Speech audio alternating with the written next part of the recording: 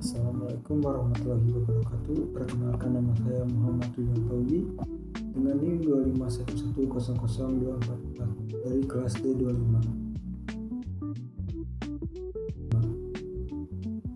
Hari ini kita tidak hanya akan berbicara tentang angka, tetapi tentang bagaimana sebuah bisnis bertahan hidup di tengah ketidakpastian.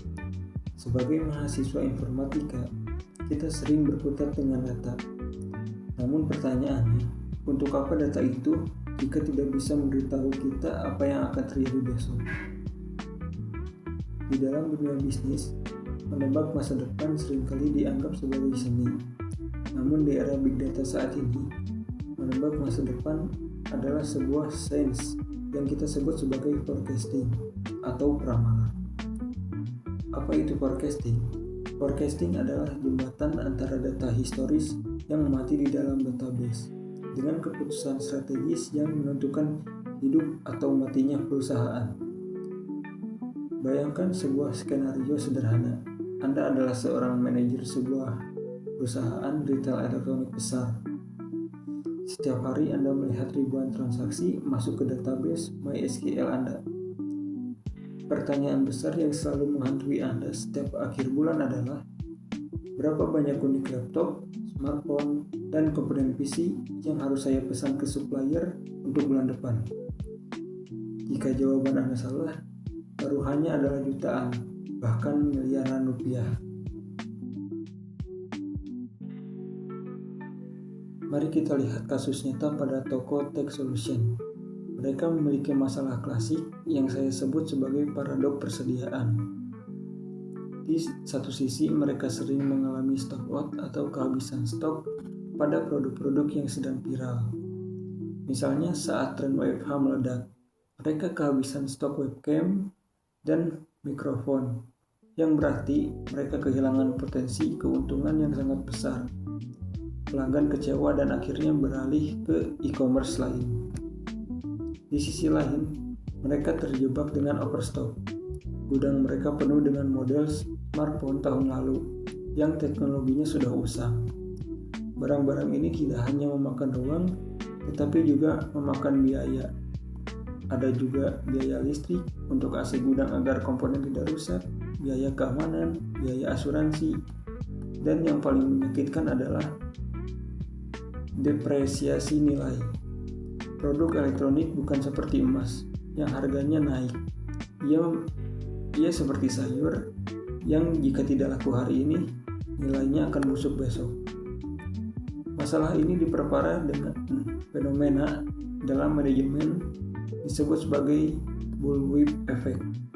Ini adalah distorsi informasi di mana perubahan kecil pada permintaan di tingkat konsumen menyebabkan fluktuasi besar pada pesanan di tingkat supplier.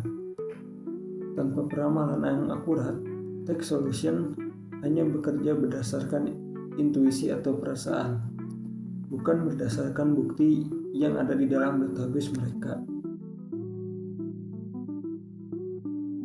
Sebagai solusi, kita tidak bisa menggunakan peramalan yang terlalu sederhana seperti moving average. Mengapa? Karena penjualan elektronik memiliki karakteristik yang spesifik. Karena mereka memiliki tren dan musimannya. Oleh karena itu, kita memilih metode triple exponential smoothing, yang juga dikenal sebagai metode Holt-Winters. Mengapa metode ini sangat superior untuk kasus kita? Karena Holt-Winters memecah data deret waktu menjadi 3 komponen matematis yang bekerja secara simultan. Yang pertama ada level. Ini adalah nilai dasar atau rata-rata pergerakan data setelah kita menghilangkan gangguan-gangguan kecil. Yang kedua ada tren. Ini menangkap apakah ada kecenderungan pertumbuhan atau penurunan dalam jangka panjang. Misalnya, tren penjualan laptop gaming yang secara konsisten naik setiap tahun. Yang ketiga ada seasonality. Ini adalah kemampuan model untuk mengenali pola berulang pada interval waktu tertentu. Misalnya lonjakan penjualan setiap bulan Agustus saat tahun ajaran baru, atau lonjakan di bulan Desember saat libur akhir tahun.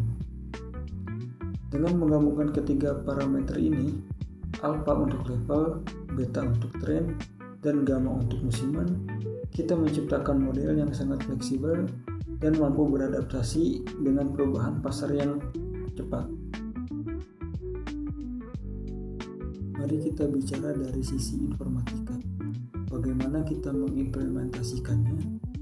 Proses dimulai dengan data acquisition. Kita menarik data penjualan bulanan dari database. Data ini harus bersih. Kita harus menangani data yang hilang yang mungkin disebabkan oleh kesalahan input sistem. Setelah data siap, kita melakukan proses yang disebut parameter tuning. Kita mencari nilai optimal untuk alpha, beta, dan gamma. Proses ini biasanya dilakukan melalui iterasi untuk menemukan kombinasi yang meminimalkan tingkat kesalahan. Setelah model terbentuk, kita masuk ke tahap validation. Kita tidak langsung menggunakan model untuk masa depan, tetapi kita uji dulu pada data masa lalu yang sudah kita ketahui. Kita menghitung MAPE atau Mean Absolute Percentage Error. MAPE memberikan kita gambaran dalam bentuk persentase seberapa jauh rata-rata prediksi kita meleset dari kenyataan. Jika MAPE-nya adalah 5%, berarti akurasi kita mencapai 95% dalam dunia retail. Akurasi setinggi itu adalah sebuah kemenangan besar yang bisa menghemat biaya operasional secara signifikan. Apa hasil akhirnya bagi Tech Solution? Dengan menerapkan peramalan berbasis Holt Winters, perusahaan bertransformasi dari perusahaan yang reaktif menjadi perusahaan yang proaktif. Manajer penggandaan kini memiliki angka pasti sebagai referensi saat bernegosiasi dengan supplier. Mereka bisa melakukan ekonomi order quantity, yaitu memesan barang dalam jumlah yang paling efisien secara biaya. Dampaknya terasa bagi laporan keuangan. Biaya penyimpanan turun hingga 15%, dan tingkat layanan pelanggan meningkat karena barang yang dicari hampir selalu tersedia.